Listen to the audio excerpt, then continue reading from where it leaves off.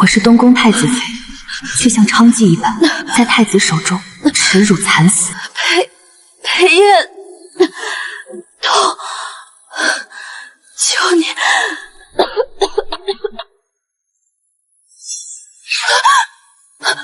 怎么现在知道痛了？陆婉晴，姑问你，以后还敢不敢再跟姑谈和离这两个字？之前是真的不知道，不知道你娶我是被本意的，你为何就是不肯信我？我把一切都还给秦桑桑，太子妃的位置我不要了。你签了和离书，放我走吧。走，陆婉晴，你在做梦。你若是走了，桑桑日后身子不适，谁替她侍寝？那些姑不舍得让桑桑受的苦，你若不在这受着，谁来替她受？哦，对了，姑差点忘了告诉你一件大喜事。桑桑今日诊出了喜脉，所以接下来的10个月，姑将夜夜宿在你这里。陆婉宁，你开不开心？不，你滚开，放开我！张嘴！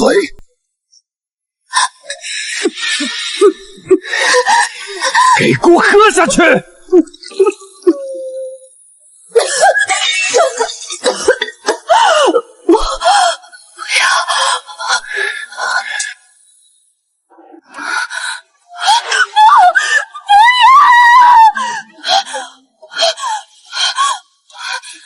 这里是我未出嫁前的闺房，我的身体也没有伤。小姐，您总算醒了。云禾还活着，他还这么年轻，我竟然真的回到了4年前。云禾，爹爹呢？爹爹在哪儿？小姐，您吓死奴婢了。老爷好像请了宫中的贵人，这会儿正在正厅议事，不知是议事？正厅？我想起来了，就是这一天，为了见裴婷，偷溜出府，意外落水，高烧昏迷时还念着他的名字。裴婷，救我！爹爹，我要见裴炎，如果不嫁给他，女儿活着还有什么意思？哎，青青啊，他心里没你。这门亲事本是为父给你精挑细选的稳妥人家，你何苦如此啊？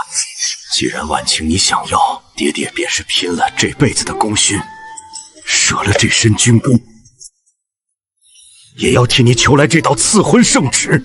只要你别再寻死觅活了。前世他以上交兵权为代价，替我这个不孝女求来那道和太子的赐婚圣旨，从此在这京城的1亩3分地里凄清的熬过了余生。等我知道这一切，早已弥补无路，后悔无门。带我去正厅！这一世，我万万不能再当从前的覆辙，我绝不再入裴衍的火坑，绝不！小姐，您慢点，您的鞋还没穿好呢。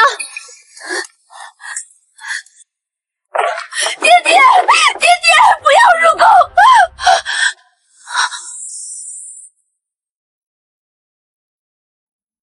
裴炎，为什么会是他？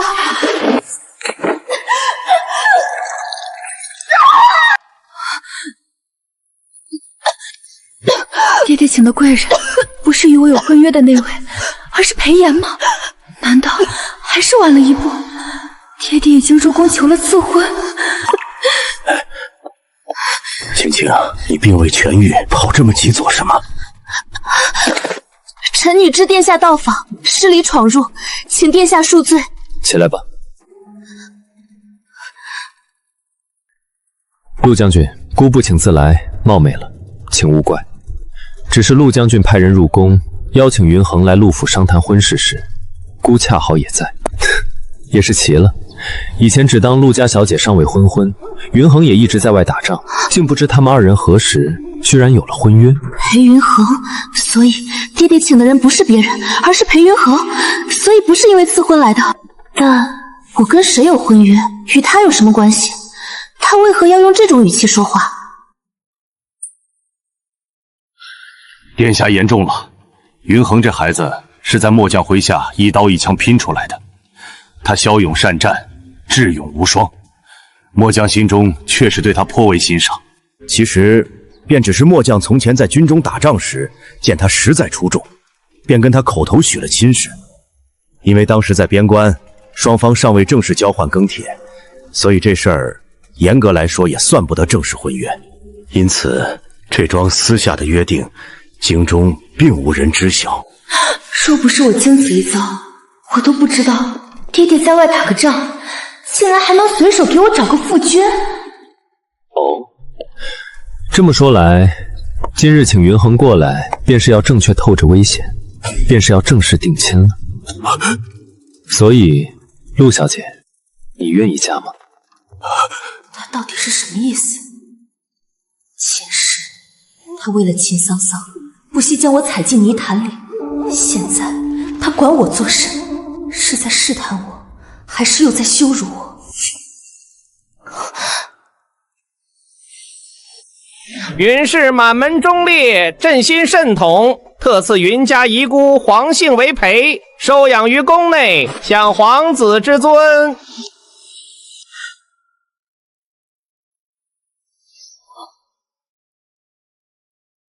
云家的人该死在沙场，而不是老死在深宫。陆叔叔，带我走吧。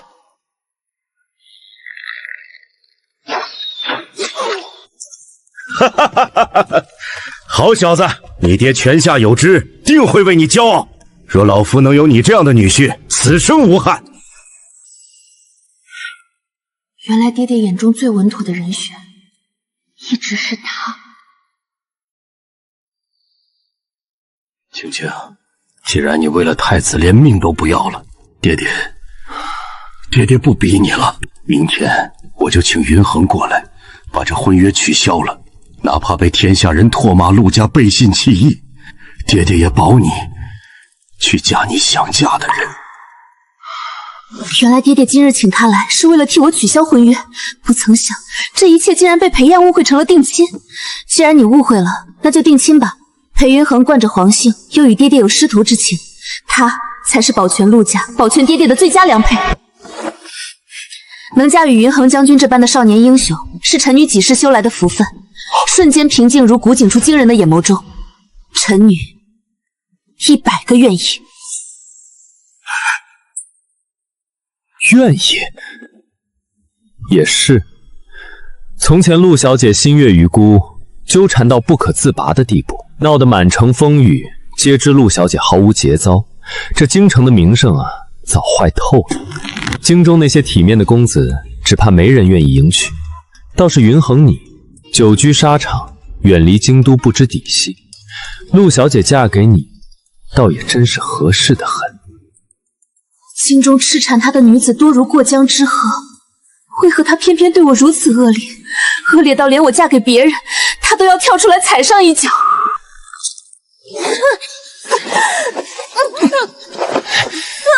陆婉宁，这是你求来的正妃之位，痛死你也得受着。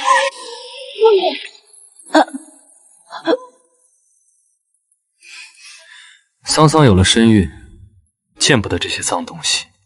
陆婉莹，你早该死了。太子殿下此言，现在知道了，倒也无妨。本将以前听闻陆小姐常年缠绵病榻，还以为性子会是那种温婉阴郁、大门不出二门不迈的。今日听殿下这么一说，陆小姐倒是个敢爱敢追、真性情的女子，本将甚是佩服。如今陆小姐既然答应了这门亲日，想必是已经彻底放下太子了吧？太子殿下，从前是臣女胆大包天，是臣女不知羞耻，竟敢对殿下生出痴心妄想之心。臣女在此立誓，日后若再对殿下有半分纠缠，便教臣女不得好死。陆婉莹，你当真以为姑不敢定你的罪？小姐，您跑得也忒快了，奴婢在后面怎么都追不上。您看，今日的义气汤做好了，还是照旧派人送去给太子殿下吗？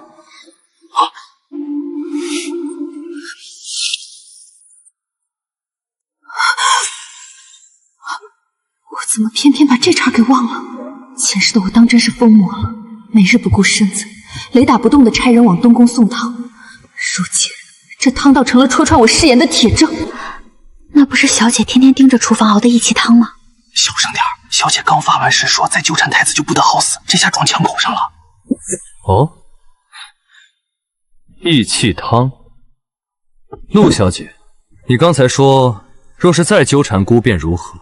陆小姐嘴上的不爱慕和手里做出来的事情，还真是让姑难以信服啊。殿下，小女高烧数日，神志未清，这丫鬟也是个糊涂的，殿下何必？陆将军，姑在问你的好女儿。陆婉莹，你天天差人往姑的东宫送这等猛补药，如今当着你未来夫婿的面，你倒是给姑解释解释，这汤是送给谁的？殿下，您怕是自作多情了。云恒，你什么意思？婉莹知道本将常年在边关打仗，身上落了暗疾，所以前几日便跟本将说，要特意为本将熬制益气补血的汤药。殿下，这本是臣与未婚妻之间的闺房之乐，臣成婚后天天都要喝的，怎么到了殿下嘴里，倒成了送往东宫的了？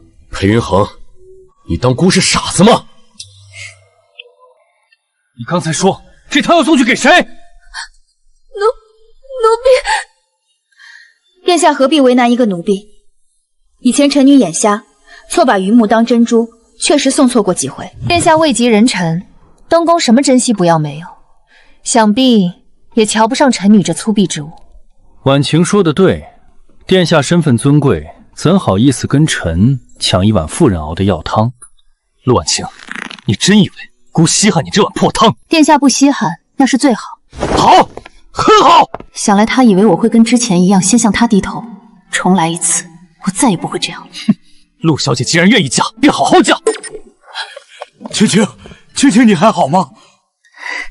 爹爹，我不太好。青青，快穿太医！小姐此番落水，本就受了极重的风寒，再加上怒火攻心，气血逆流，这才导致心脉受损。老夫方才试了针，虽说暂时压制住了伤势，但接下来的日子万万不可再受任何刺激了。是，多谢秦大夫，奴婢记下了，定会好好守着小姐，绝不让外人来打扰。小姐，这益气汤，奴婢方才去厨房，瞧着大火已经熬够了3个时辰，您看这汤当真不给太子殿下送了吗？拿来。小姐，您这是愿意派人送去东宫啦？我说拿来，我喝。啊，小姐，您自己喝。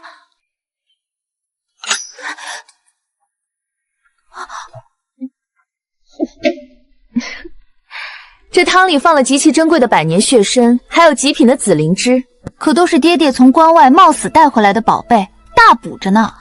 真太有傻的。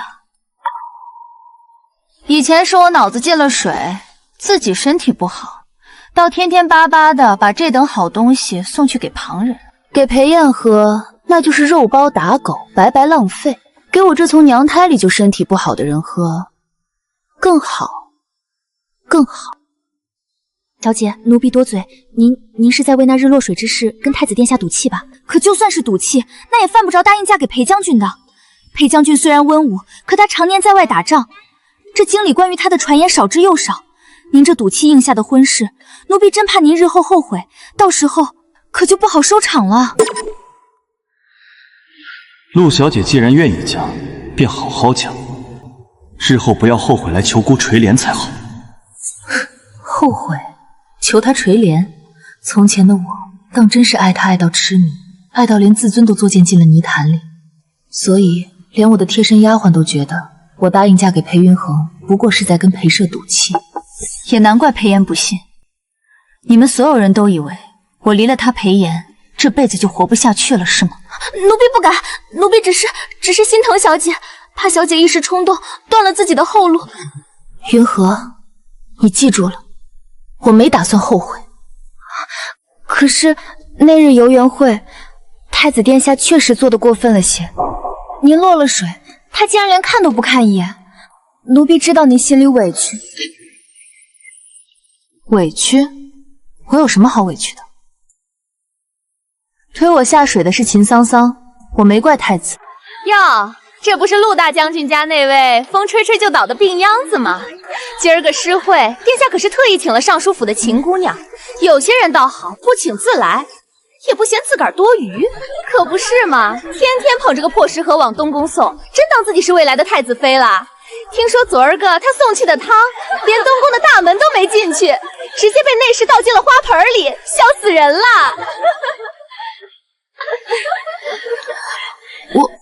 我只是听说殿下这2日胃口不好，这才……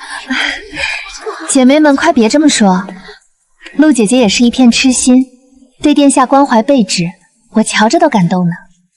陆姐姐，来，我扶你往池塘边站站。殿下的轿辇一会儿就从这长桥上过，这儿地势好，你站近些，手里的汤药，殿下一眼就能瞧见。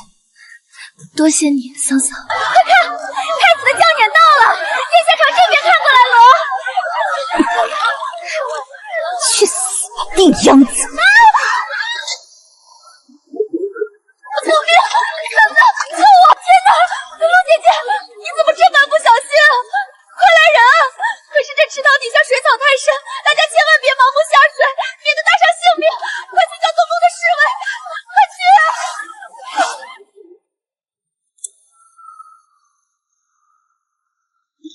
殿下，陆将军家的千金不慎落水了，秦姑娘在岸边急得直哭呢，可要派人去救。桑桑就是太善良了，陆婉莹这女人为了博取姑的关注，当真是连投湖做戏的戏码都使出来了。不必理会，让她在水里清醒清醒，免得日后整天像块狗皮膏药一样粘着骨，平白脏了东宫的地界。小姐，您别想了，这秦桑桑平日里瞧着温婉大方，怎么心思这么恶毒？她这是想要您的命啊！告诉太子，云禾，你当裴爷那日是在做什么？他当时就坐在岸边最高的凉亭里，那个位置，湖边发生的一切，他只要没瞎，就看得一清二楚。那殿下怎么不派侍卫救您？他当然不会管。秦桑桑的兄长是太子伴读，秦家手握重权，秦桑桑在他心里到底是不同的。心上人要弄死我这个碍眼的病秧子，他高兴还来不及，又怎会插手？太狠了！他们怎么能这么作贱人？亏得小姐以前把殿下当成了天，命都不要的去讨好他。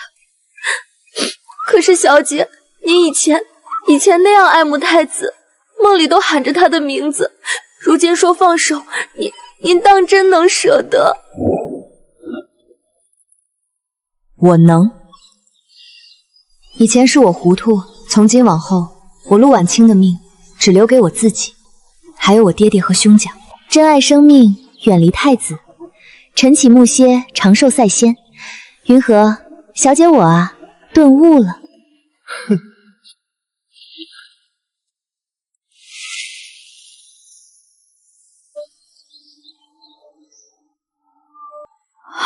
裴云豪，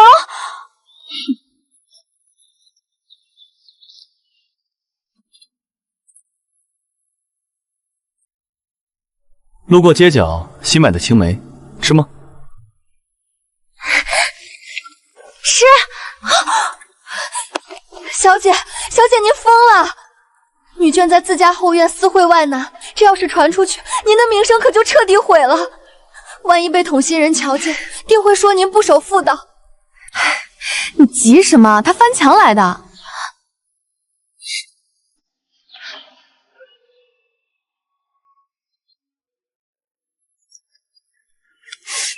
真酸，不过倒还带着一丝清甜，真开胃。5日后，我便带人来陆府下棋。倾听，今日我翻墙过来，是特意来给你最后一个反悔的机会。你可想好了？等我5日后带着聘礼登门，这婚事便在京城过了明路。吃吗？吃。既然觉得好吃，那日后就常买这一家的吧。好，以后我天天给你买。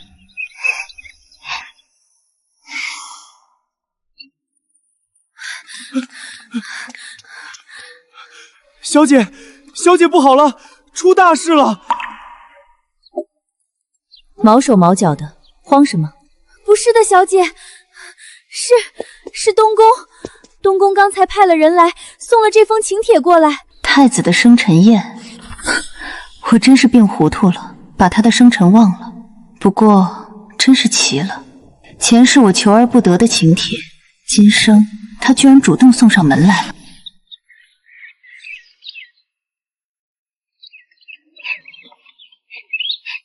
小姐，奴婢瞧您都盯着那张请台出身好半晌了。太子殿下想必是这2天没喝到小姐您亲手叮着熬的义气汤，心里空落落的，这才知道您这次是真的生了气。这请帖啊，哪是什么生辰宴的邀请，分明就是殿下放不下身子，特地向您低头示弱呢。小姐，您这招欲擒故纵使得可真高明。怪不得。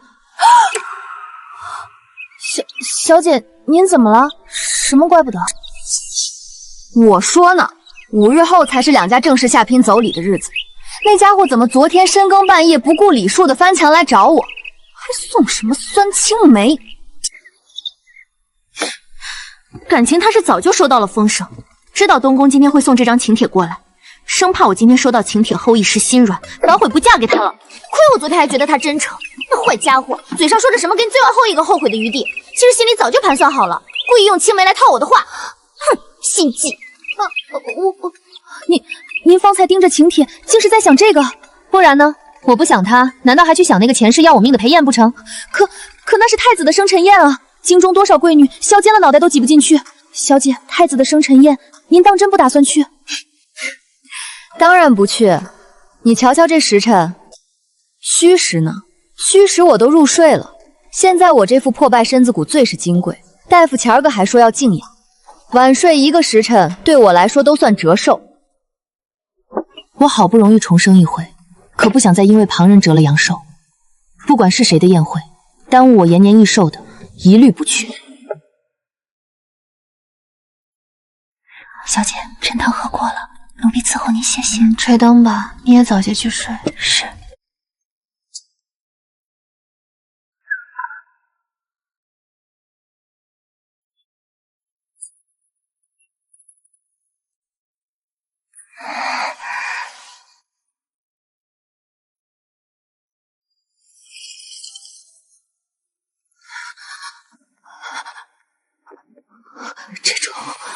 这种感觉，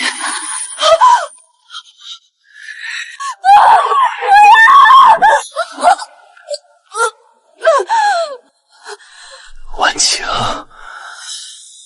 你逃不掉的。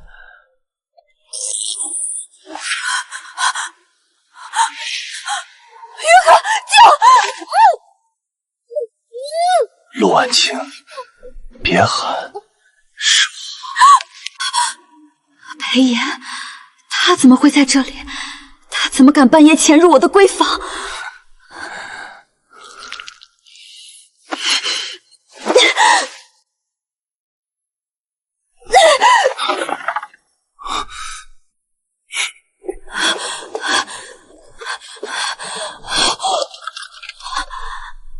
你这样子出去，是生怕别人不知道姑在你房中。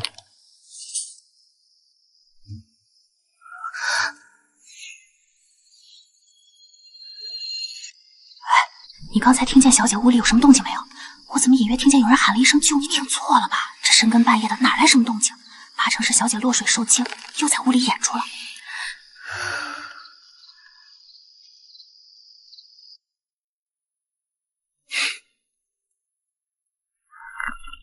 殿下深夜强闯向拉女闺房，所谓何事？姑的生辰宴为何不来？回殿下，宴会的时辰过晚，臣女先前落水高烧，身子骨孱弱的厉害，着实是熬不住。臣女病体未愈，若是去了宴会，过了病气给殿下和诸位贵人，只怕会扰了殿下的雅兴。扰了姑的雅兴？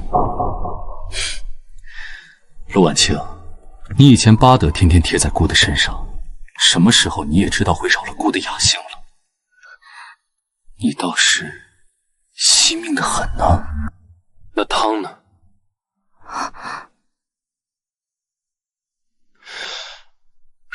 你已经2日未给姑送汤了。真是莫名其妙。前世整整3年，我为了讨他的欢心，一日不落的差人将亲手熬制的义气汤送往东宫。可他呢？他哪怕是有一次，哪怕是喝过一口，今天也轮不到他站在这里，用这般理所当然的语气来质问我。殿下说笑了，臣女过些日子便要正式定亲了，如今已是有了婆家的人，再与殿下送汤，若是传扬出去，与理不合的。请。今日时辰也实在是晚了，孤男寡女共处一室，传出去恐伤了殿下的清誉，还请殿下早些离。定亲，姑给你10个胆子，你敢嫁？生命未足2家情愿，臣女有什么不敢嫁的？陆婉晴，你还要闹别扭到几时？从前你为了见姑一面，手段尽失，如今不过是落了一次水，你便在正厅里当着裴云恒的面说那些诛心之言。你以为你这般欲擒故纵，姑就会对你高看一眼吗？闹别扭，殿下当真是高看臣女了。为何朕就不追姑了？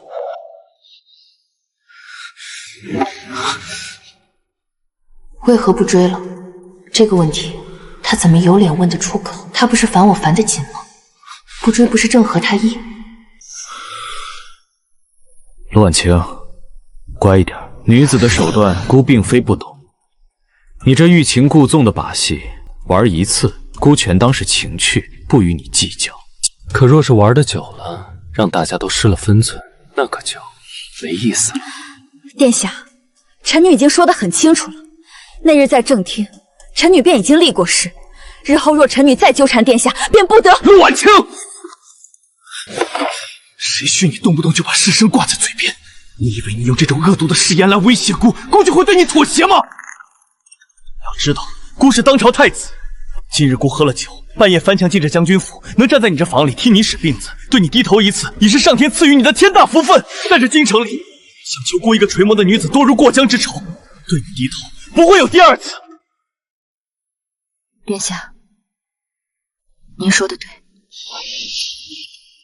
臣女自幼身子骨肉，本就是个将死之人，臣女福薄，担不起太子殿下这般天大的福气。这份天恩，太子殿下还是留给尚书府家的秦桑桑姑娘吧。她秦桑桑爱慕殿下的心，只比臣女多，不比臣女少的。您那东宫的正妃之位，您那夜夜留宿的恩宠，留给她才是最妥帖的。我说的是真心话，殿下，臣女是真的，1000、10000个真心希望你能毫无名门闺秀的端庄，只有能和尚书府的秦桑桑姑生生世世锁死在一起，千万别再放出来惑旁人。陆婉泉，你放肆！你竟敢拿桑桑女！我放肆？殿下，臣女是真的不懂，您整日里脑子里都在想些什么？京城上下谁人不知，您把秦桑桑视作掌心宝、心尖血。当初我爹爹不过是疼惜我，在朝堂上提了提旧日婚约，您便觉得是我陆家挟恩图报，用军功逼着您娶我这个病秧子。您心里憋着气，恨不得我去死，好给您的秦姑娘腾位置，不是吗？您没有吗？那日游园诗会，秦桑桑借着人群推搡把我推进湖里，您就坐在那高高的灵亭上，冷眼看着我在冰水里挣扎，连片衣角都不舍得让侍卫湿了。如今我如了您的愿，我放手了，我主动退让了。没有我这个病秧子在中间拦路，您娶您的心上人不是顺理成章、皆大欢喜吗？您不赶紧早早的准备聘礼，把秦姑娘风风光光迎娶过门去，好生甜蜜，整日不顾身份，深更半夜来爬臣女的院墙。殿下，您不觉得您这行径实在是荒唐又让人恶心吗？陆婉晴，你生不出孩子，占着这太子妃的位子也是白占。这药可是殿下亲自吩咐熬的，你若不喝，便是抗旨。殿下，妾身是您的嫡妾，你为何要这般作践我？桑桑心思单纯，绝不会害你。你若不识抬举，姑不介意让陆将军在边关分分心。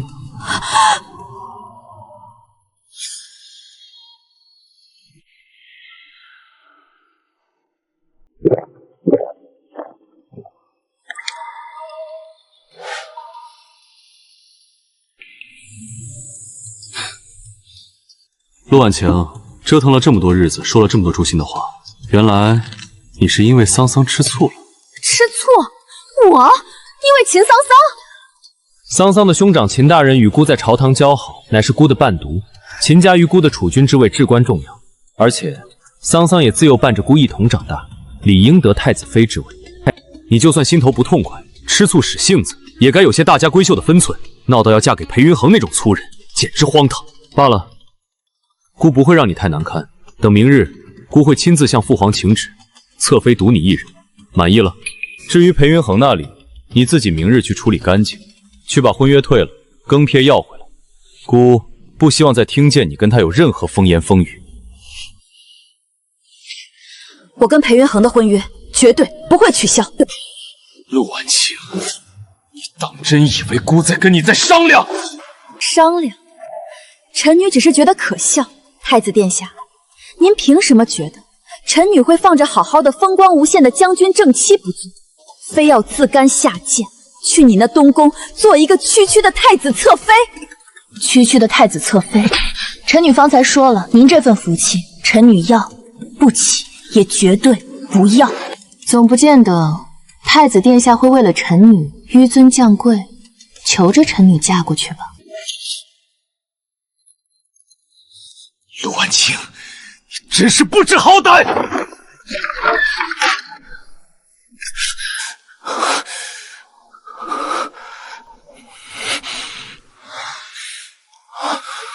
殿下，您这是怎么了？可是那陆小姐又不知好歹，惹了您生气。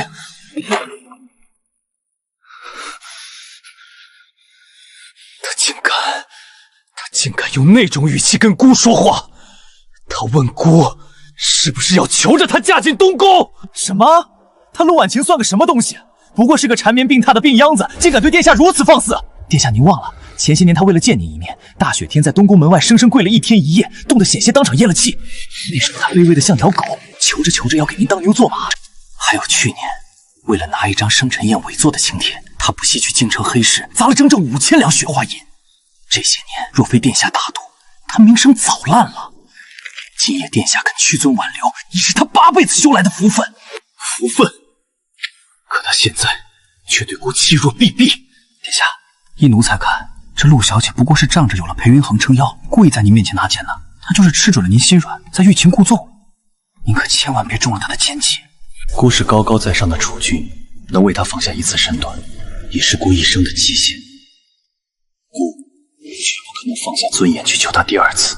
她既然如此自甘下众，非要去当那裴云恒的将军夫人，姑就成全她。殿下英明，等他日后过了门，知道那沙场粗人不如殿下1/万1时，定会后悔的痛哭流涕，跪着爬回来求殿下重怜的。走，回东宫，姑倒要看看，没有了姑的庇佑，他在这京城里能活几天？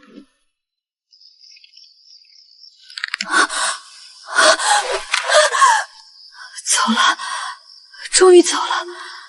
刚才那一瞬间，我真的以为他会像前世那样，疯了般把我掐死在这张床上。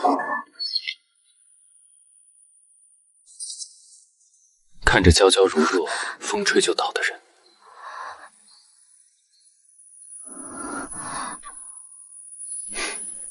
倒是挺能扛的。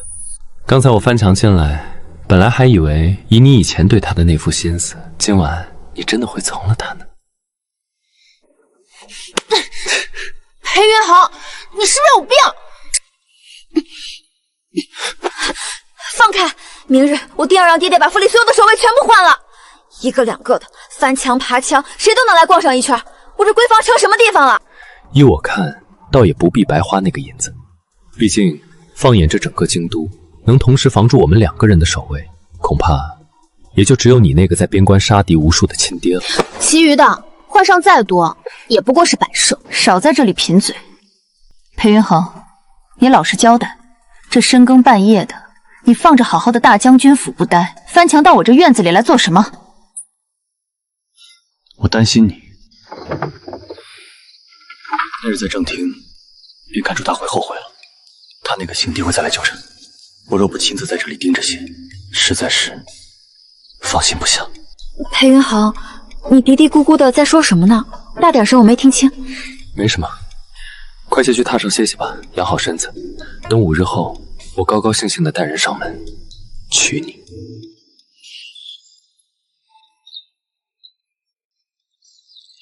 动作都轻点儿，这些红用山和老参都是小姐要泡滋补茶用的，千万别磕碰了。小姐，外头又传开了，自打那天夜里之后，太子殿下就没再露过面。奴婢听外头采买的小厮说，殿下这几日可是勤快得很，这脚步啊，几乎天天都往秦尚书府里挪。云禾，你呀，只瞧见了儿女情长，却没瞧见这京城里的风云变幻。裴燕那个人，我最是了解，他偏执阴狠不假，可他更是一个玩弄权谋的高手。你只看到他去秦家是见秦桑桑，我看到的却是秦家身后的万重权柄。秦家不就是个尚书府吗？秦桑桑的哥哥现在手里攥着的是什么？那是大梁的铸币权，那是全天下钱财的出入口。再看他爹秦尚书，吏部之首，管着大梁所有官吏的入免迁徙。娶了一个秦桑桑，就等于把都城的钱袋子和官帽子都稳坦荡地攥在了手心里。有了这2样，任凭哪个皇子想动他的太子之位，都得掂量掂量自己有没有那个命。不得不承认，在选择权谋之路上，裴燕从来都是最清醒的。她是做君主的最好人选，却唯独不是良配。小姐，你难道不担心吗？外头都在说秦姑娘快要入主东宫了，若是她成了太子妃，日后怕是……云禾，给我诊病的太医那天是怎么交代的？你难道忘了？大夫说要小姐少思少虑，延年益寿第一宝，少管闲事，不过脑。对于那些没打算再有交集的人，多想1分都是对寿命的浪费。我有这功夫，不如多研究研究下一帖滋补方子怎么配才更好喝。小姐，您这顿悟的也太彻底了些。奴婢原还准备了好多劝您宽心的话，现在倒好，全憋回去了。憋回去好，省得费口舌。快去瞧瞧大厨房那儿炖着的雪梨燕窝好了没？那可是我这一上午的念想。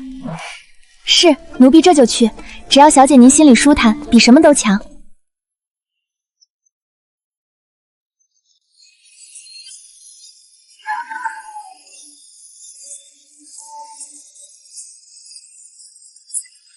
这裴将军下聘的镇长，怕是比皇子纳妃还要大上几分啊！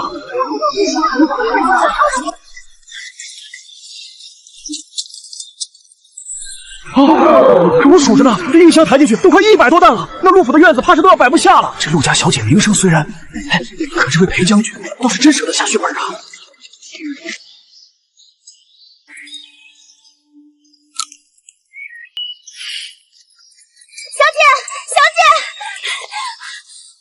您快去前院瞧瞧吧，聘礼。奴婢刚才悄悄去影壁后头瞧了一眼，哎呦，真是好大的排场！那聘礼一箱接着一箱，简直没完没了。金银珠宝、绫罗绸缎就不说了，奴婢还瞧见了整株的红珊瑚，比人还高呢。摆满了就往库房收，这么大的人了，还一惊一乍的。奴婢哪能稳重得住呀？陆府门外围着的那些百姓，里3层外3层的，全都惊傻了，个个都在夸将军府大手品。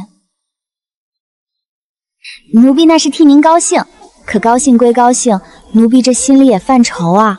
您瞧瞧，这婚期都定了，将军聘礼送得这般周全，可咱们自家的嫁妆头面还没定死呢。小姐，您自己嫁人的事儿，好歹上些心呀。这一大家子全靠奴婢一个丫头盯着，奴婢这脑袋都快炸了。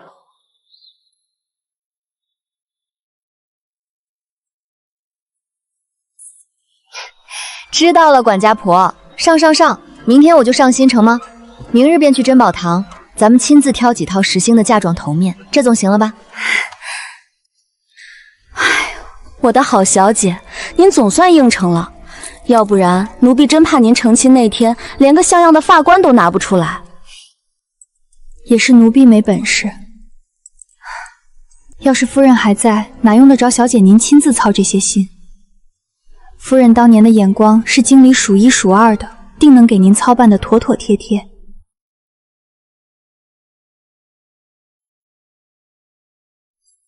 是啊，娘走得早，这屋里终究是少了支柱。夫人英年早逝，这也是没办法的事。不过老爷对小姐您那是真疼到了骨子里。这些年，老爷虽然带着2位少子常年驻守边关打仗，可心里时刻惦记着您呢。老爷那是怕娶了姨娘进门，小姐您会受那些弯绕绕的委屈，干脆就这么单着守着您一个人。爹爹疼我，我自然是知道的。正因为如此，2个兄长不在，爹爹又在那位面前。既然陆府没个能管事的主母，成亲这桩大事，总归得我自己张罗。陆家虽然现在只有我一个女儿在京，但门面绝对不能丢。云禾，明日叫管家备车，咱们去珍宝坊，不仅要挑最贵的，还要挑样式最压得住台的。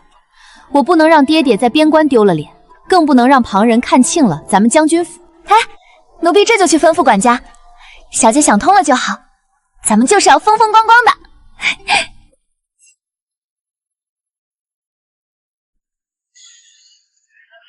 这京城里也就珍宝坊的东西能入眼，瞧瞧这做工。那是自然，不过寻常人哪带得出这份贵气？小姐，这只垂珠布苗瞧着不错，您试戴看看。样式太艳俗了，精气太重。这些摆在面上的东西，总觉得缺了几分灵气。陆小姐眼力毒辣，这些个外摆的俗物，自然是入不了您的法眼。实不相瞒，小店手中珍藏着一套凤冠头面，那是宫里告老还乡的老匠人亲手打造，用的是失传的秘法。凤冠，快拿出来让我们瞧瞧。那东西金贵的紧，价格高昂，寻常百姓莫说买了，连见一面都难。是以小店从不摆在外面售卖。但这京城谁人不知陆小姐即将大婚，将军府的聘礼都快把地皮压实了，陆小姐自然不在寻常百姓之列。东西就在后堂雅间，小姐若不嫌弃，请随我去看看样式。既如此，那便看看吧。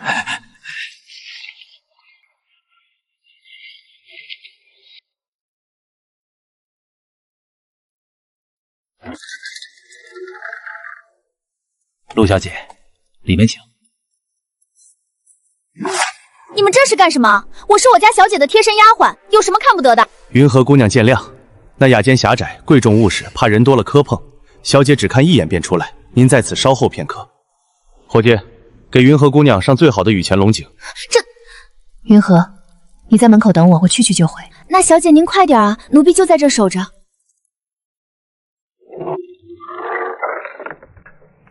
掌柜的，这是何意？开门！你们干什么？关门！小姐，小姐，你没事吧？放开！谁？救命！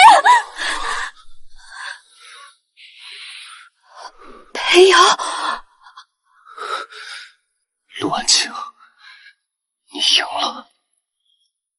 姑做不到，姑原以为能看着你嫁人，能看着你离开，可是姑做不到。这几日，只要姑闭上眼，想到的全是你穿上红嫁衣嫁给裴云言的样子。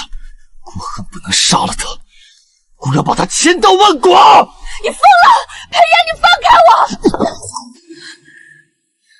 别嫁他，嫁给姑好不好？你想要什么，姑都给你。你不是一直想要太子妃的位置吗？哪怕是正妃之位，姑现在就回去求父皇，姑全都给你，只要你回来。殿下请自重，裴言你清醒点。我与裴云恒已正式交换了更切，3书6礼已过大半，婚期已定。天下皆知我陆婉莹即将成为将军夫人，你现在说这些，置皇室尊严于何地？置我于何地？你放开我！晴晴，你说，若是姑今日就这么带走你，把你囚在姑的东宫，那个裴云恒，他有这个本事找到你吗？裴炎，你知道自己在说什么吗？你疯了！你这是在强抢民女，你是大梁的太子！姑一直知道自己在做什么，姑清醒得很。晴晴，听话，把心收回来，离裴云恒远一些。姑可以不计较你跟他定亲的事，姑可以当做什么都没发生，只要你乖乖回到姑身边。就是这种窒息感，我躲了2辈子，终究又碰到了。殿下，这是你求来的位子，陆婉清，既然要占着这正妃的名头，你就得给姑守着。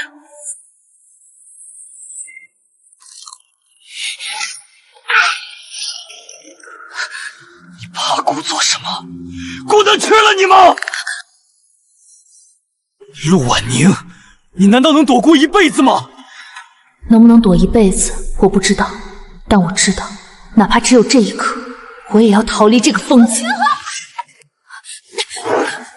陆婉清，你还想跑哪儿去？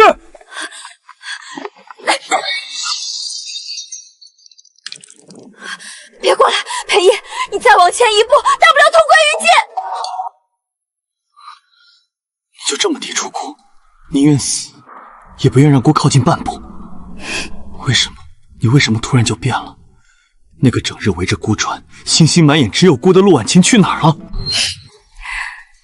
既然殿下心中早有秦桑桑那个白月光，又何必在我这废弃身上浪费时间？我的选择，从始至终就只有一个：离开你，远离你，再也不要见到你。裴炎，放我走！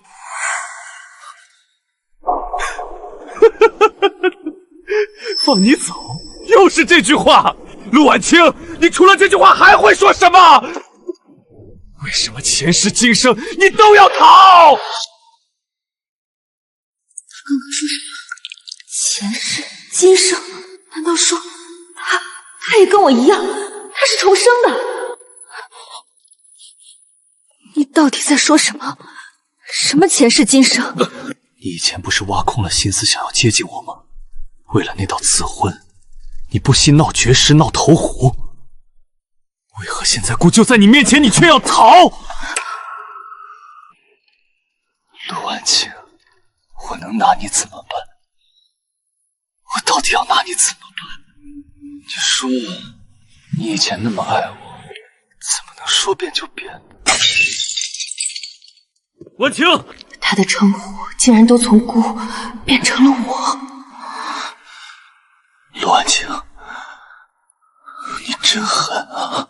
这一世，我躲过了父皇的赐婚，我处心积虑的周旋，不再恨你，不再怨你，甚至想方设法的在父皇面前替陆家说话。我真的是想放过你的。我想着，只要这一世我不娶你，你便不会像前世那样死在我的冷宫里，死在我的怀里。可当我意外知道你爹竟偷偷给你跟裴云恒订了婚约的时候，我慌了，我整个人都快疯了。我明明笃定你这辈子除了我谁也不会嫁。我告诉自己，你只是在跟我闹，只要我来了，你就会像以前一样扑过来，所以我跟着来了。我甚至不要皇家的体面。你居然真的说嫁？你怎么敢嫁给他？他裴云恒算什么东西？嫁就嫁吧，你要嫁我求之不得，不是吗？我不是想放你自由吗？可你为什么一直在这里？为什么在我的脑子里，在我的心里，一刻也不走开？为什么突然不爱我了？陆婉清，这种事儿我都还没发话，你凭什么先不爱我了？你也不来，姑给你低头，你也不要。姑是太子，姑是大梁未来的天。你凭什么？凭什么不要姑？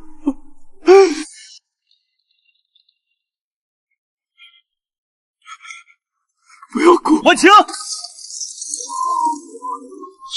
姐，婉清，有没有伤到？我没事，我没事。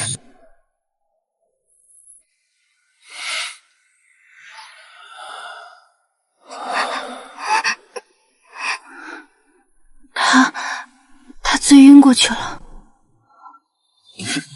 别看，脏了眼，算他晕的早，不然今儿个我便是拼着这将军之位不要，也真能把他打到晕。切，说的就跟真的一样。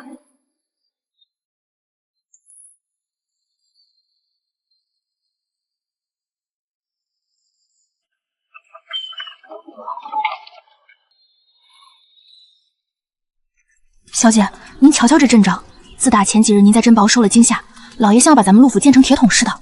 爹爹是真的被吓坏了，他不仅是怕太子，更是怕我再出一点闪失。属下参见大小姐，老爷吩咐，小姐出房门3步，必有8人随行。退下吧，我就在院里走走。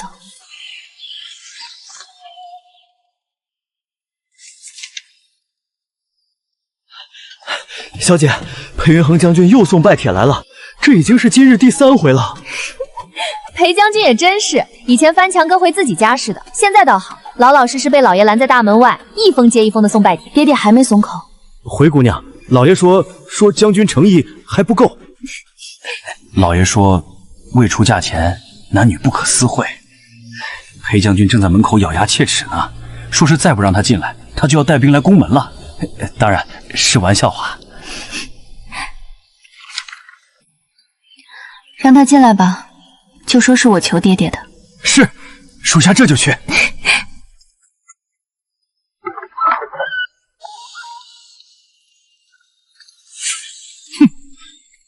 婉宁，你爹这是真狠啊！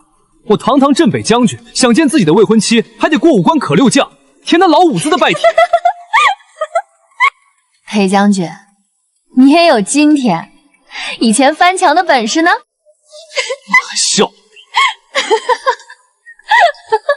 你家这院墙上加了铁蒺藜也就算了，你爹亲自拎着横刀在演武场坐镇，我敢翻吗？唉，那是我老岳父，我总不能跟他真刀真枪的干吧？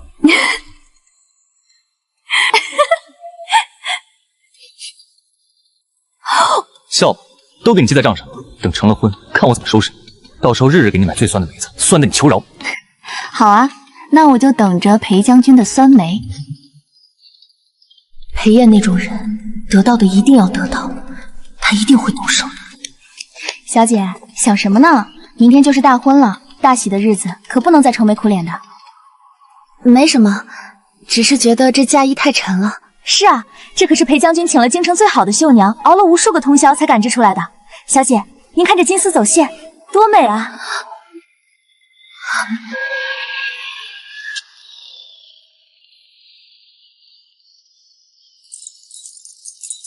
小姐，喝了这碗羹，长长久久，甜甜蜜蜜。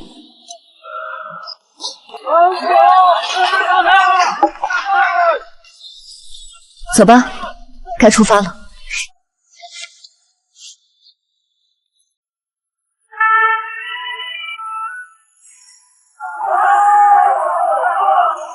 瞧瞧，这陆家大小姐虽然身子弱，但这福气是真不小。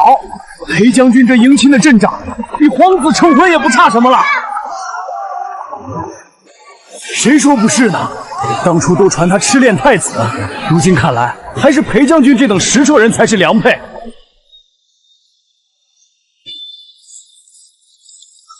走过这条街，拜了堂，我就真的是裴云衡的妻子了。那些前世的噩梦、东宫的窒息感，终于要彻底远离我了。裴燕，这一次你终究是没能拦住我，这种安定的感觉真好。小姐，您听外头那些夸赞，将军今日可是给足了咱们陆府脸面，过了今儿您就是将军夫人了，再也不用受那些冤枉气。云禾，这一路没出什么差池吧？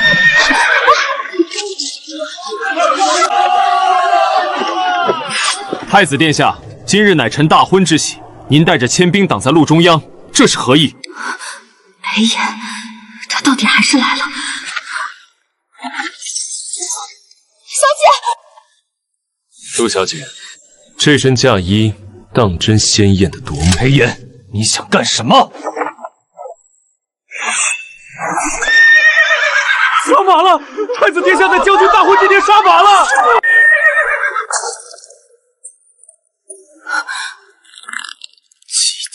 可大梁绿地，季琦向来用的是猪羊，取生灵之气壮三军威势。可裴炎杀的是马，他在诅咒这一仗有去无回，更是要在我的婚礼上见血。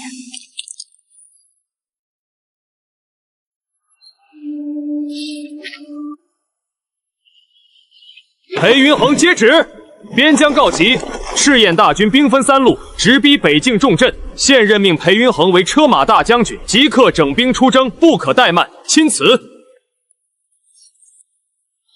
疯了！太子殿下真是疯了！大婚之日拦亲杀马，这摆明了是要触裴将军的眉头。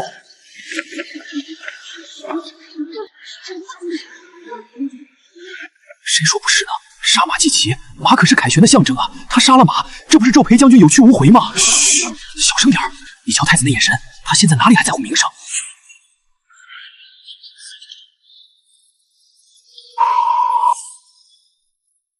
裴将军，愣着做什么？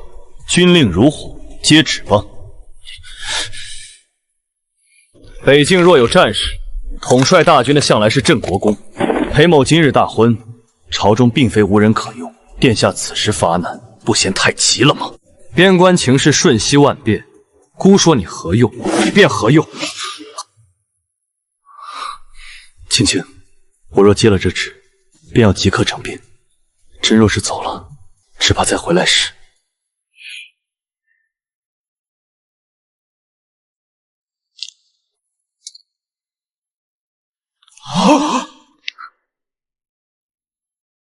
裴氏夫妻二人接旨。陆婉清，你叫自己什么？青青，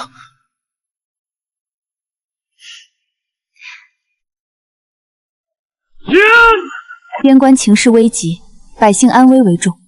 赤焰大军入臭，我大梁将士当守土有责。既然圣旨已接，天地已见，我陆婉英便是你名正言顺的裴夫人。夫君只管上阵杀敌，莫要挂念后方。妾身会在京中，在咱们的将军府，等夫君凯旋归来。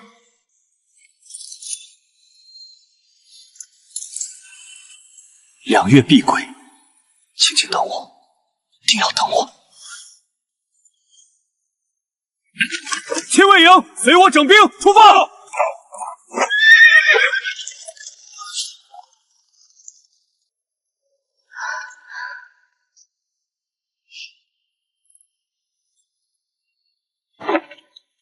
夫人，末将奉将军之命护送您入府，请上轿。小姐，不，夫人，咱们快回府吧，这地界儿不干净。裴将军不愧是国之栋梁，为国上沙场，当真是义薄云天。只是可惜，连这新婚的娘子都抛下了。陆将军若是知道了，不知该如何心疼。如此深明大义，孤甚感激。今日长街混乱，裴将军既然走了，这护送之责便由孤亲自送陆小姐一程吧。陆小姐，裴将军都接旨陪自成夫妻了，太子怎么还叫陆小姐？嘘，这你还不懂？太子这是明摆着不认这门亲。哎，裴将军一走，陆小姐的日子怕是难了。大胆，竟敢对太子殿下如此无礼，还不快快让开！哼，末将只知护送将军回府，不是什么殿下不殿下，谁敢阻拦？先问过我手里的这把刀。好一个忠心耿耿的裴家军！既然裴将军如此不放心，那便请副将在前开路吧，孤随行保护陆小姐便是。夫人，这太子恐怕有诈，他绝不会这么轻。爹爹，云恒，小姐，你怎么了？夫人，夫人！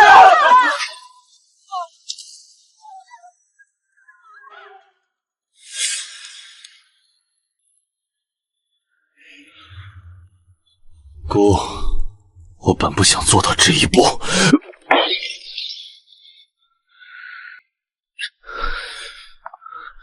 倾听，这几日你可知道我是怎么过的？将军府被你爹守得跟铁桶一样，我派了多少人潜进去，都被拦了回来，根本找不到方法见你。我给你写信，你让人原封不动退回来，我送请帖，你扔进纸篓。可是让我在这京城里眼睁睁看着你穿上红装去拜别人的天地，去嫁给裴云恒，陆婉宁，我做不到，我死也做不到。青青，珍宝府那日，顾喝的实在太多了，那些关于前世今生的话，不过是些最后的胡言乱语。裴炎，其实你心里最清楚不过了，到底是谁下的，对吧？但姑想娶你是真的，哪怕你恨姑，哪怕你要杀了姑。陆婉宁，只要你肯点头，姑能立刻给你想要的一切。你听着，你跟裴云恒还没有拜过天地，没拜堂就不算成亲。裴炎，我很疼。哪里疼？是不是刚才坠马受了伤？姑这就去叫太医，姑把整个太医院都给你叫来。五脏六腑都在疼，那碗毒真的很烈，每一口喝下去都像是有千万只毒虫在啃咬我的骨髓，那种痛你试过吗？你当街拦路绑我入宫，我也很痛。前世今生，你对我的每一句羞辱，每一个看不起我的眼神，我都疼到了褪去，只剩下无尽的骨子里。青青，你果然也记起来了。上一世你甚至都没有这般叫过我，你只会叫我毒妇，叫我不知好歹的病秧子。姑不知道，姑真的不知道那种毒。你不知道，裴炎，你只是在逃避。你不敢承认，是因为你心里清楚，如果你真的想查，没有什么是你查不出来的。你只是不想查，不想面对罢了。怎么，殿下不敢回答，还是说事到如今你还想替他遮掩？其实殿下不回答，我也知道答案。上一世毒发的那一刻，我就在你怀里。陆姐姐，这可是殿下特意吩咐熬的。他说他不想看到任何带有你陆家血脉的孩子出生，免得脏了这东宫的地界。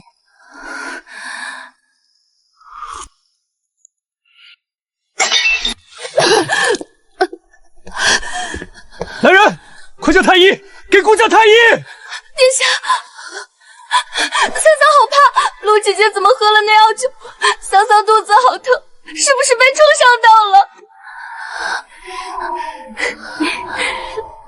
这屋里的药味和血腥气太重，冲撞了本宫腹中的小皇孙。把这些没用的瓶瓶罐罐都扔了吧，人也早点处理。毒不是你下的，对吧？临死前，我瞧见了你眼底的震惊与惊慌，你匆忙喊下人的样子，甚至让我生出过一种错觉，你是在乎我的。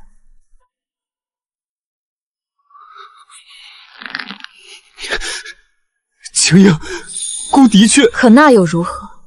那毒药，除了那个怀了身孕、着急除掉我好给自家孩子拍路的秦桑桑，还能有谁？上一世，秦桑桑甚至不需要跟我斗，他只需要把你给他的偏爱当成武器，把我当成空气，让我像个笑话一样死守在这东宫里。裴炎，那种无声的羞辱，比你亲手杀了我还要疼。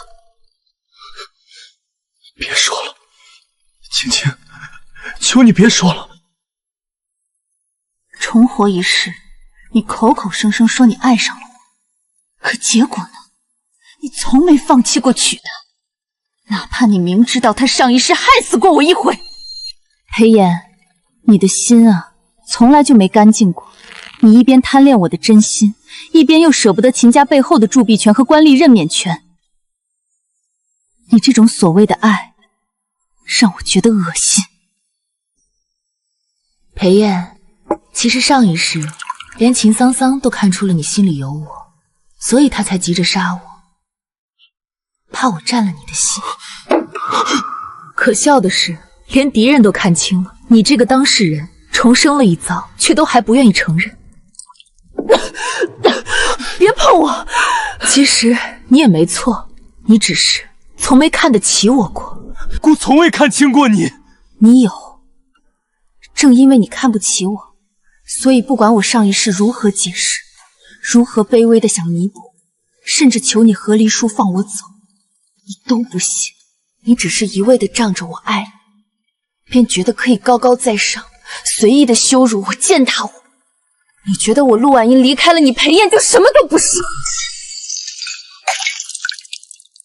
裴燕，上一世你囚禁了我3年，让我像条狗一样死在东宫，那算是我横刀夺尾的代价，算我活该。可是我已经用命还你了，上一世的陆婉清已经死在那碗毒药里了。这一世，你还要再囚禁我几个3年？还是说，殿下一定要看我再死一次，你才肯罢休？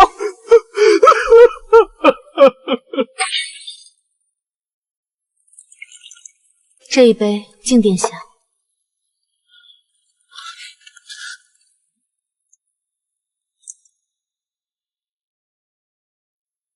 陆婉清，姑已经在改了，姑已经在对你好了，你再等等姑，好吗？姑保证以后绝不让秦桑桑进东宫的大门，姑会把一切最好的都捧到你面前，姑会对你很好很好。不必了，裴燕。瞧见了吗？一如这碎了一地，再也拼不回去的人心。裴燕，我已经找到那个心里干干净净、满心满眼只有我的人了。你放我走吧。到底还是晚了。走吧，趁姑还没有因为这份悔恨彻底发疯，离姑远点儿，越远越好。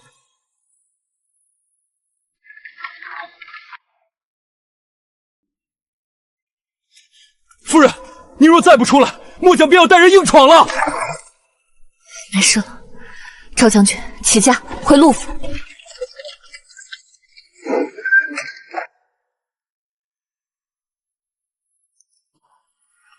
小姐，外头风大，回屋等吧。您这都站了半个时辰了。云禾，今日是几号了？2个月零3天了。2个月零3天，裴云恒食言了。他说过2月必归。那日大婚之后，太子殿下亲自将您送回府，虽说再没露过面，可这京城的局势，奴婢瞧着，老爷这2日回来的越来越晚了。战事怕是比我们想象的还要难。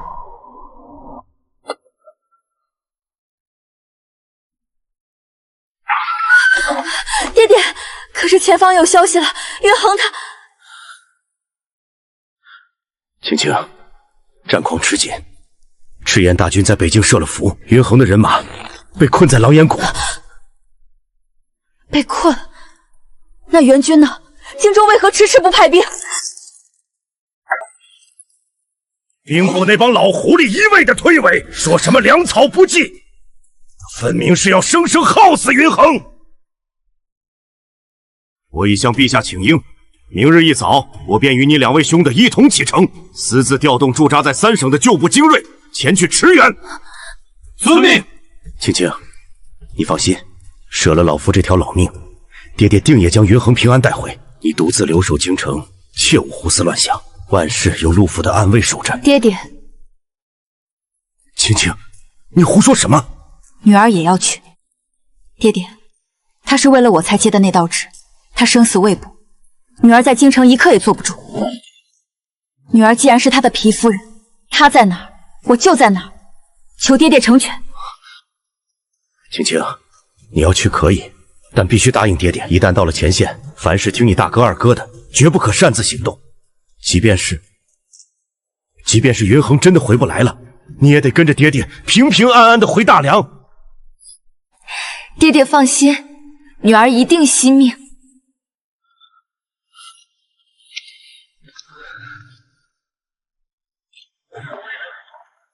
小姐，外头风凉，咱们快上车吧。这北境路途遥远，奴婢真怕您……路再远，也比在那东宫的方寸之地要广阔。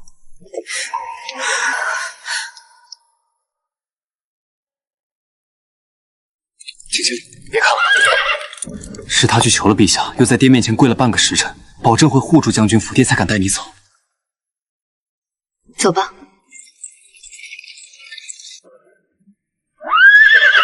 阿影，出征！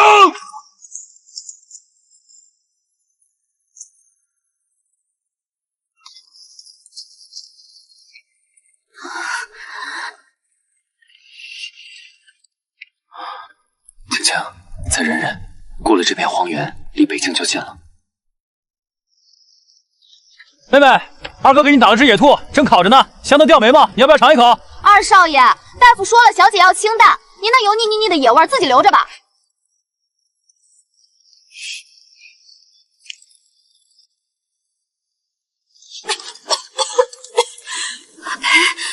裴云恒呢？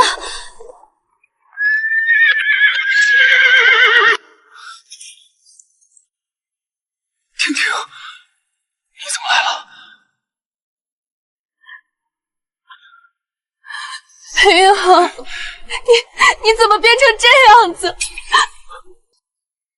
哎，你别哭啊，我这好好的呢，我没受伤，这血都是阉贼的，真的。混蛋！说好的2月必归，你晚了3天。这是什么？腌好的咸梅是吗？吃，娘子给的，毒药我也吃。老夫说什么来着？小姐这身子骨就是那金贵的瓷器，非要来这风沙地受罪。若是心脉再震颤一下，老夫也无力回天了。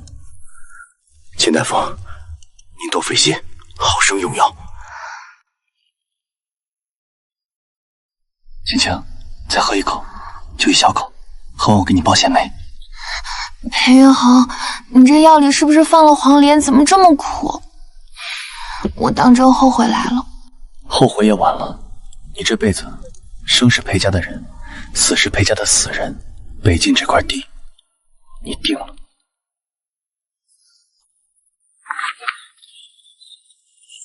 云恒，爹，别守着了。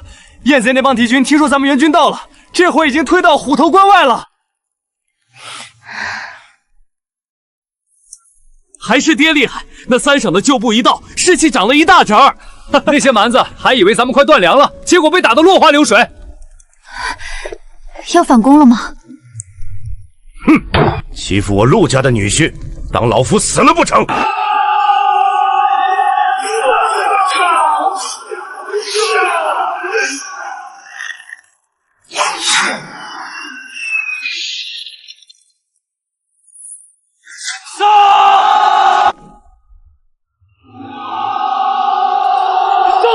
胜了！大将军大胜，燕贼全军覆灭。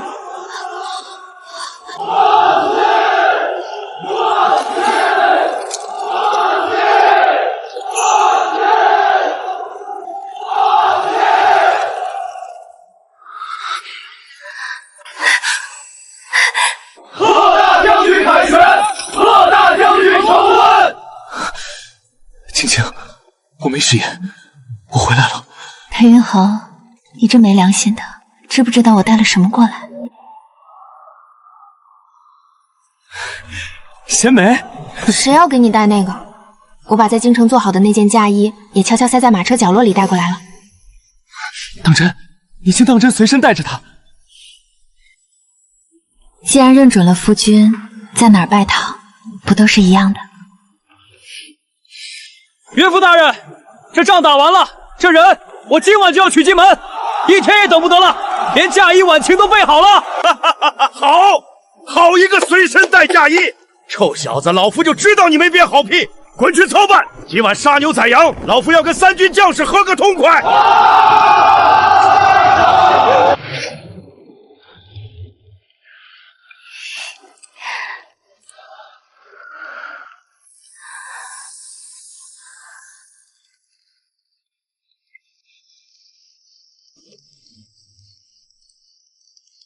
陆婉晴，今日虽无高堂在上，亦无红绸铺地，但这北境的每一寸黄沙，这漫天的星子，都是我裴云恒迎娶你的见证。这一世，换我来守你百岁无忧。苍天在上，厚土为证。裴云恒，从今往后，你便是我陆婉离唯一的夫君了。好，抱一个！抱一个！抱一个！抱一个！抱一个！抱一个！抱一个！抱一个！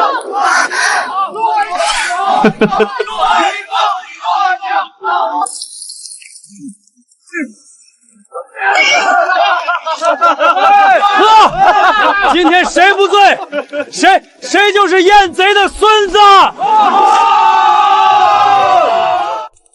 怎么还有点紧张了呢？明明又不是第一回了。进去吧你！别怂啊，大将军！裴云恒，你慢点。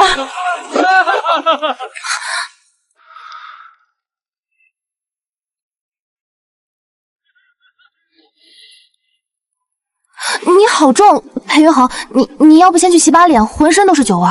晴天，娘子，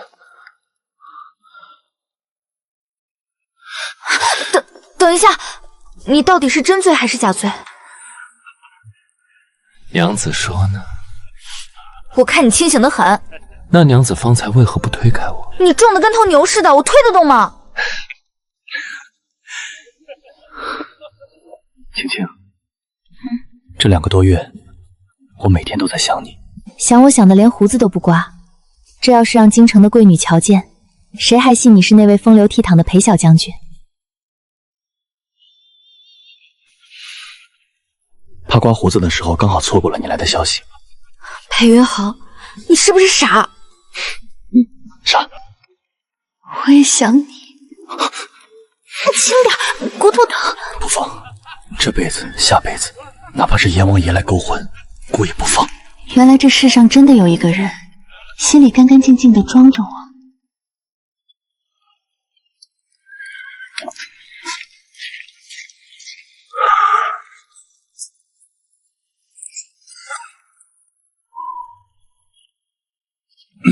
老二，你这又是折腾什么呢？轻轻小2口洞房花烛夜，你这会儿凑过去，是嫌命长，还是嫌老子揍你揍的不够重？大哥，你说什么呢？我是去给云恒送汤的。也不知云恒今晚是怎么了？平常在校场千杯不醉的人，今日不过是2坛女儿红下去，竟醉得连路都走不稳了，还是被那帮臭小子给抬进去的。我给他送碗醒酒汤去。醉酒的人身子重，我怕青青的小身板一个人伺候不了他那大块头。万一云恒吐了，或是压着青青了，那还了得？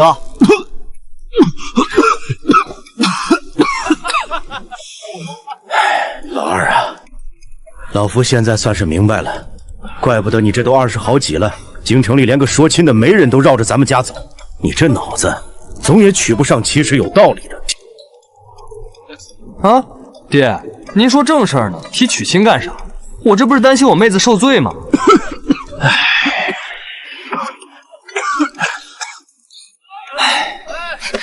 二弟，你记住了，平常云恒是可以千杯不醉，但唯独今晚新婚夜，云恒他不醉不行，懂吗？他必须醉。为什么呀？醉了多难受啊！他以前不是说过喝酒误事吗？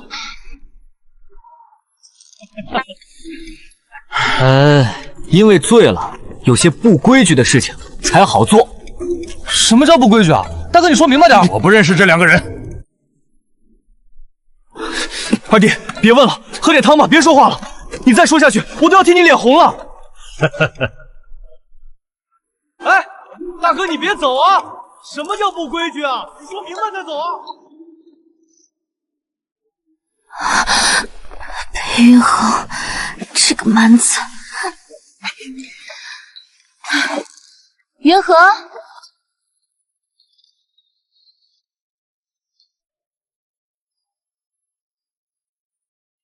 夫人，您醒了。将军交代了，让奴婢们在外候着，说您昨夜累着了，不许任何人惊扰。什么时辰了？回夫人，已经是日上三竿了。将军一大早就神清气爽的去教场了，说是去练兵。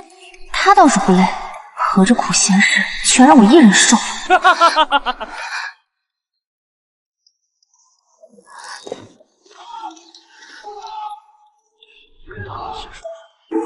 婷婷，你总算出来了，昨夜睡得可好？还行。婷婷，正好，我昨晚送来的醒酒汤，你后来喝了吗？我看你刚才走路腿都打飘，肯定是被云恒那醉狗闹得没睡好。醒酒汤？什么醒酒汤？你瞧，我就说没喝着吧，我昨天晚上特意端来的啊，结果大哥非拉着我不让进，说什么云恒不醉不行。妹子，你给评评理，我寻思了一宿也没想明白，他好好的大将军，为什么不醉不醒？婷婷，你别理他，这小子昨晚脑子进了血，还没化呢。大哥，你干啥？我要问明白。二哥，你这汤现在送来也不晚啊。云恒还没醒，他又醉了。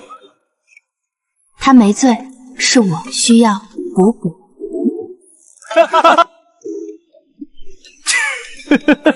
二弟，走吧，别问了，哥叫你打猎去。哎，打什么猎啊？我汤还没送完呢。看到陷阱会自己往下跳，而且绝对不会问为什么不自行的猎物。到底啥意思啊，大哥？暖心。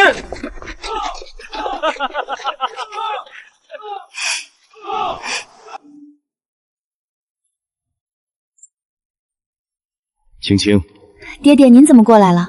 没去跟大哥他们商量拔营的事？云恒那小子新婚头一日，待你可还好？很好。那就好。哼，要是那小子敢仗着在军中是主帅就欺负你，你尽管告诉爹，定要打断他的腿。爹爹放心，云恒他哪里敢呀？在这军帐里，他现在只有被女儿欺负的份儿。好，不愧是我陆家的女儿。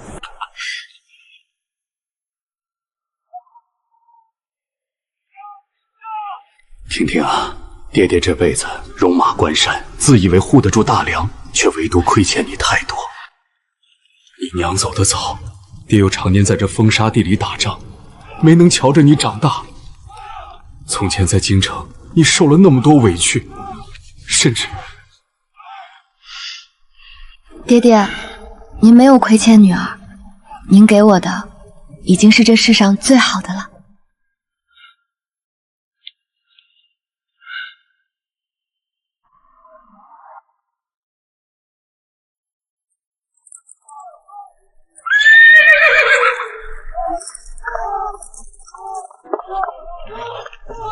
刚去镇上买的，还热乎着。你这一大早天不亮就跑出去巡营，就是为了买这个？昨晚枕边私言时，你不是随口说了一句想吃吗？没眼看，现在的年轻人啊，真是有前途，有前途。裴云恒爹爹在呢，你就不能收敛些？岳父大人，这不是已经走了吗？很甜。甜吗？这种梅子以后每天都要买，不许断。好，不断。要是哪天你忘了，断了一颗呢？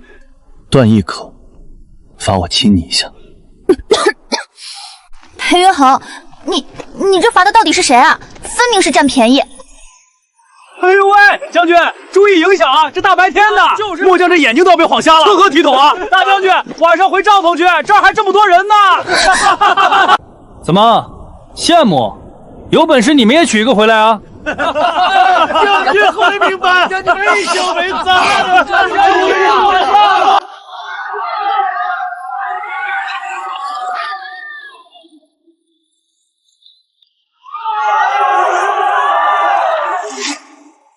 裴烨，他还是老小姐，您瞧见了？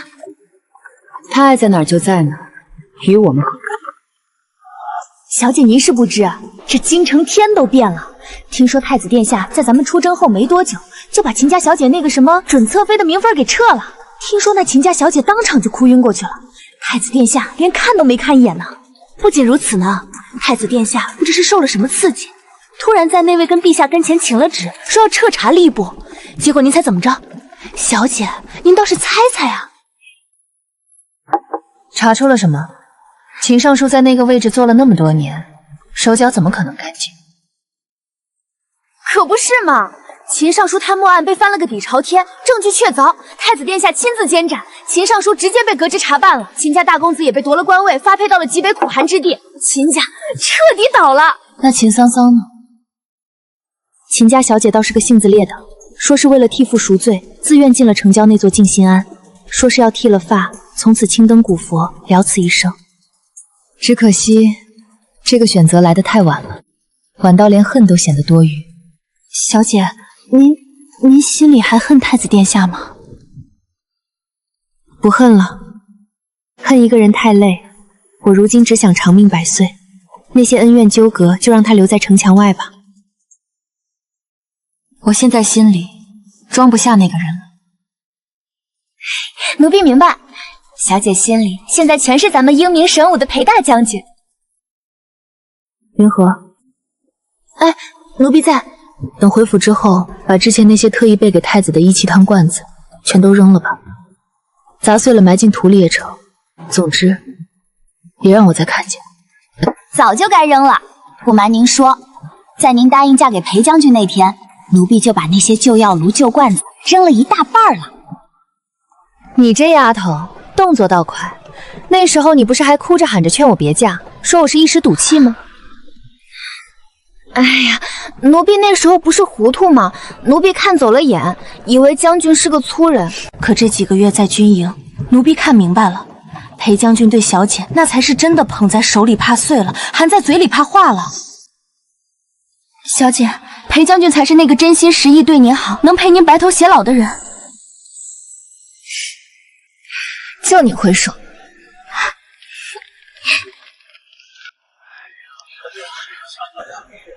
云恒啊，此番北境大捷，你功不可没。朕早就说过，陆青教出来的孩子断不会差。末将愧不敢当，全赖陛下洪福。陆大将军指挥若定，众将士用命，末将不过是尽了本分。赏，通通有赏。谢陛下隆恩，吾皇万岁万岁万万岁！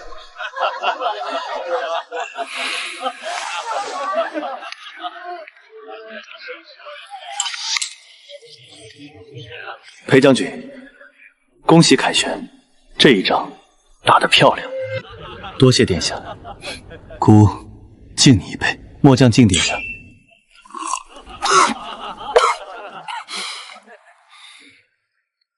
青青，祝贺你。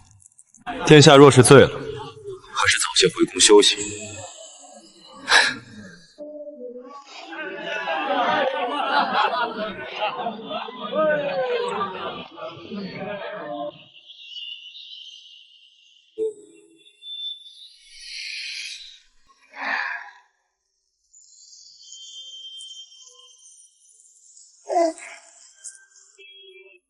娘亲，爹爹到底什么时候回来呀？这都太阳公公要下山了。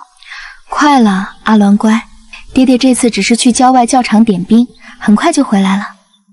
娘亲骗人，上个月爹爹去北京视察，你也说快了，结果阿鸾等了好多天子，爹爹是不是大骗子？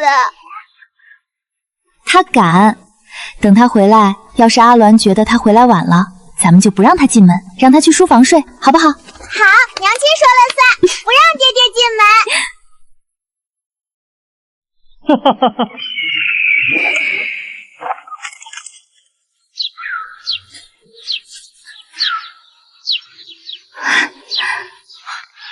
谁说不让我进门？爹爹！哈哈哈哈哈哈！想爹爹了没？讲了，不过阿鸾刚才和娘亲商量，要是不进大门的人，就要罚他买好多蜜饯。哇！臭小子，我在外面英勇杀敌，回来连看都不给看一眼。行了，他这是随了谁？你心里没数。裴大将军，这翻墙的毛病，怕是这辈子都改不了了。正门不走，偏要吓坏家里的小辈。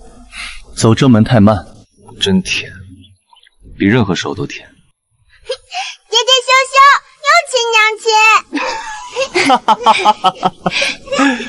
臭丫头，爹爹亲自嫁娘子，天经地义。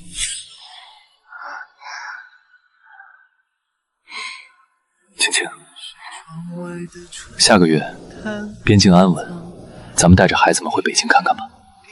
想带这俩小宝贝看看，当年他们的爹娘是在哪儿拜的堂。告诉他们，他们娘亲当年为了追随爹爹，可是受了不少苦。怎么突然想回去了？路途遥远，风沙可大着呢。苦倒是不觉得，能看着你平安归来，在哪儿拜堂都是一样的。